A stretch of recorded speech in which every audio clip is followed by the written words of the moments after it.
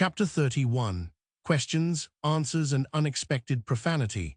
At first, the light was so bright, Harry was afraid he had died and gone to heaven. Then his vision cleared, and he realized it was just the infirmary. "Good morning, Mr. Potter," Exclaimed Madame Pomfrey, the painfully cheerful school nurse.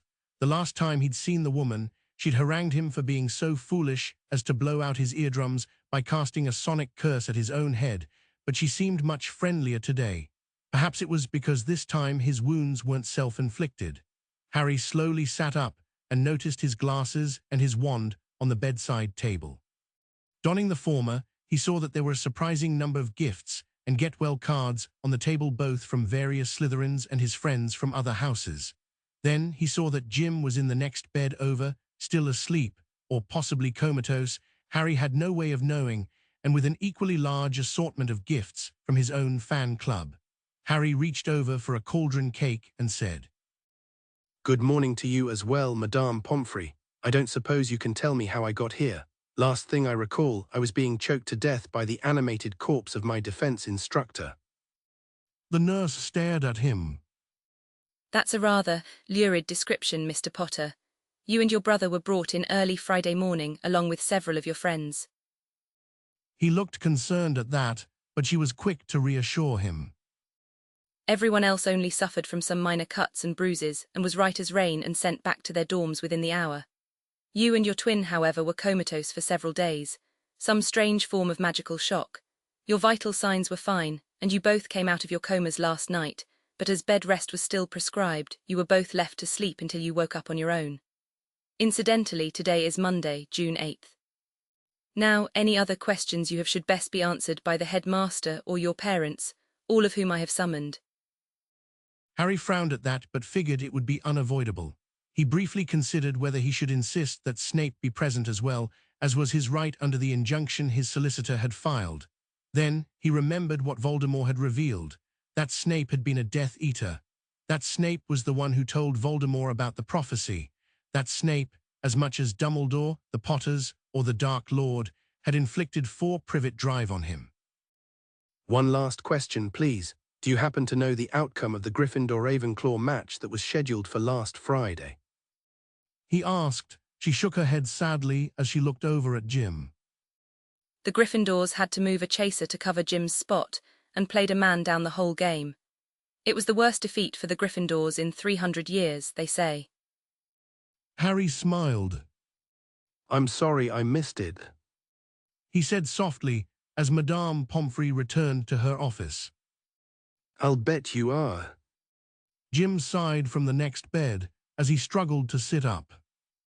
"Oh, cheer up, little brother. There's always next year. Maybe I'll make the Slytherin team and we'll have a whole new arena in which to hate each other." As he spoke, he reached over for a small box with a card that read, "You'll probably be needing this." Busy inside, he found a small mirror and a fresh tube of Sleekeasy. Delighted, he immediately started primping his rat's nest of a head into something more presentable. Jim didn't rise to Harry's taunts. Instead, he stayed quiet for a while before finally asking, "Was there ever a moment when you were actually considering joining you-know-who?" "What, Voldemort?"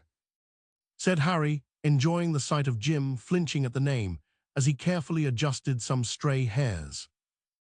"Heh, some boy who lived you are. You can't even say your archenemy's name. And no, I would never join Voldemort. If anything, I want to destroy him more than you do. He's one of 5 people responsible for ensuring that I spent 10 years of absolute misery with the Dursleys, and of those 5, he's the only one I'd be legally allowed to kill." Jim was startled by how casually Harry talked about killing Voldemort. He knew he was expected to vanquish the Dark Lord, but somehow he'd never internalized that word as a synonym for kill. For some reason, he recalled his very first conversation with Harry, in which he'd bragged about how his brother could handle running House Potter's business affairs while the boy who lived focused on fighting bad guys. Now that he knew exactly what fighting bad guys entailed, he shivered at how naive and arrogant he'd been. He turned back to his brother and narrowed his eyes. "Who are the other 4? Asked he suspiciously. Harry snickered but didn't answer. Not to change the subject, but, well, I'm changing the subject. What was up with your strategy of repeatedly kicking Quirrell in such a wonderfully Muggle way? You said you'd had years of special training to prepare you for something like that. I assumed it had been magical training. Are you a wizard or not? Jim looked away. The fact that he'd been rendered so helpless so easily, that he'd been reduced to nothing more than bait to ensure Harry's presence, and that Harry had been so much more competent at confronting Voldemort all rankled at him terribly. I'm a wizard who wasn't allowed to legally own a wand before the age of 11, Snake. A mother insisted that I learn self-defense. I'd only been taking martial arts classes for a year or so, though. Kind of got out of practice since I got to Hogwarts. He looked back to his brother. That won't happen again, He said with determination. Before Harry could reply, the doors to the infirmary opened, and the headmaster entered, along with the Potters and Snape. Jim wasn't sure, but he thought he'd heard Harry mutter, "Speak of the devils." "Good morning, Jim. Good morning, Harry. How are you both feeling this morning?" Dumbledore seemed chipper, but Harry assumed it was an act. A year's worth of work, and nothing to show for it, except the boy who lived, nearly getting choked to death, couldn't have the old man feeling very happy. Then again, depending on what happened to Voldemort's spirit after the two passed out, he supposed it was possible that the old man felt happy indeed. For their part, the Potters quickly rushed to Jim and embraced him, but they at least had the decency, or perhaps the gall, to look apologetic about the fact that they weren't embracing him as well. Stupid and useless is how I feel, said Jim dejectedly. I'm sorry, I should never have gone down to the chamber, let alone dragged my friends down there. I don't know what I was thinking. I believe your brother can answer that, said Dumbledore, whose eyes were twinkling. Harry assumed there was something unnatural about that, so he tried to avoid direct eye contact as much as possible. After all, it was he who answered Professor Quirrell's summons to the mirror chamber after you and your friends had been captured, but not before he passed on a transcription of their conversation to a prefect, who then delivered it to the faculty. Harry looked over at his brother with a bland expression and sighed. He used a Confundus curse on all four of you. The defense exam you took the other day carried a spell that would compel you all to try to protect the Philosopher's Stone once you learned the headmaster had left school grounds. Jim was confused. But why? Why didn't he just try to take the stone himself? He couldn't, Harry replied. The stone was placed in the mirror in such a way that only someone who had the desire to protect the stone from Voldemort could actually remove it. Not that it was ever the real Philosopher's Stone to begin with. That whole story was a sham concocted as a lure for Quirrell and his master. I assume the mirror also had some particularly useful benefit when used against a possessing spirit like Voldemort's. The Potters flinched reflexively at the name, but Harry couldn't bring himself to care.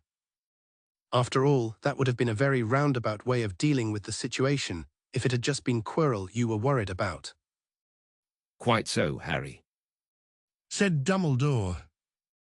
I do hope you don't mind if I call you Harry, given how many other people named Potter are in the room.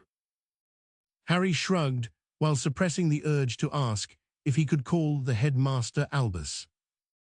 While the mirror can bewitch mortal minds, its original purpose was to safely free victims of possession from their inhabiting spirits. Initially, it was quite effective, much more so than traditional methods of exorcism. Such ghosts and other malicious spirits would naturally be drawn into the mirror and trapped in an hallucinatory dreamscape in which all their hopes and dreams were fulfilled, leaving their hosts alive and unharmed.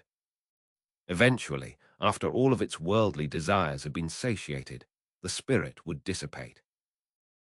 Unfortunately, over the years, the sheer number of evil spirits and angry ghosts absorbed by the mirror twisted it and gave it a hunger for the souls of the living as well. It gained a limited self-awareness, as well as the power to entrance the living as well as the dead with images of their deepest, most primal wants. An unwary observer might stand in front of the mirror enraptured until his body wasted away, and his still living soul slipped loose from his body to be consumed. Once the artifact's darker properties were identified, it was removed from use and retired to the Department of Mysteries for study, and I had to pull a great many strings to secure it as a trap for Voldemort. Our plan was that Quirrell would attempt to secure the stone from the mirror, only for Voldemort's soul fragment to be trapped and consumed by it instead. The headmaster grimaced. Obviously, that plan was unsuccessful. What went wrong? Asked Jim. Maid. Said Harry flatly, without looking at any of the others. I figured out the truth back in November, both about the stone and about Voldemort. Professor Snape here advised me that Voldemort might be able to learn what I knew through legilimency and that I should avoid looking at Quirrell. Apparently I wasn't subtle enough about it. He didn't learn what I knew, but he did realize that I knew something, and so he started using legilimency on my Gryffindor friends and eventually on Jim. That let him know that the mirror was the real trap and that I'd beaten it. Quirrell and Voldemort lured you and the others through the gauntlet in order to get me to come after you all. After he saw your memory of last Christmas, there was no way that Voldemort would expose himself directly to the mirror. Jim absorbed all that. Not only had his Slytherin brother come to save everyone, they had only been put in danger in the first place due to Harry figuring out everything months ago while he was stumbling around in the dark. Well, that and his childish actions at Christmas. He'd followed Harry and Theo to the mirror room hoping to get them in trouble. Instead, he'd unwittingly learned the very information Voldemort needed to evade Dumbledore's trap. He shook his head, unwilling to follow that line of thought any farther. By the way, Interrupted Jim. Snape's a Death Eater, you know, just in case anyone's interested. The Potters looked at each other pensively, while Snape snorted contemptuously towards Jim. Finally, Dumbledore spoke. When Professor Snape was a young man, he made some unfortunate mistakes he has worked diligently to correct. All I can tell you beyond that is that Professor Snape has my complete confidence. I trust that will be sufficient for you both. Jim nodded slowly. Harry merely looked at Dumbledore before changing the subject. Speaking of trust, I don't suppose that you'd be inclined to tell us the whole prophecy now that we know it exists. Alas, I cannot. While Voldemort knows how the prophecy begins, he does not know its entirety, and there is information contained within the whole prophecy which could still be of great value to him. I had held out hope that you, Jim, could be kept unaware of the prophecy completely for a while longer. There are burdens that will come with complete knowledge of it, burdens that I had wanted to spare you. I had hoped to see that you could enjoy at least a little more of your childhood. He stopped as he sensed Harry stiffen and realized his faux pas. From what Severus had said, the elder twins Childhood. ended sometime around the age of 4. He took a deep breath and then persevered. In any case, Jim, I understand that your brother, Harry, has undertaken a study of occlumency. If your parents approve, I would recommend that you do likewise. I will reveal the rest of the prophecy when, and only when I am satisfied that you can defend your mind against intrusions from Voldemort and others. He turned to the other brother. The same applies to you, Harry. I believe your actions have earned you the right to know the contents of the prophecy, which I will make available to you once you have completed your own occlumency training. That surprised Harry, as well as James Potter. Neither parent looked happy at the idea of Jim studying occlumency, and James looked like he was about to openly object to either boy learning any more about the prophecy. He gave up when Lily elbowed him sharply in the ribs. Harry pretended not to notice. Can you at least tell us what happened to Voldemort, you know, after I passed out? I remember the sound of Quirrell well, Voldemort by that point, I guess screaming and a burning smell, and then nothing. I killed him, didn't I? Interrupted Jim suddenly. This anomaly thing, anyway, whatever it was that let me destroy Voldemort's body back when I was a baby kicked in again and destroyed him. And Quirrell. He looked down at that. Harry was reminded that only a few weeks earlier he had been relieved to have not started a body count at the age of 11. But while he had some sympathy for his brother,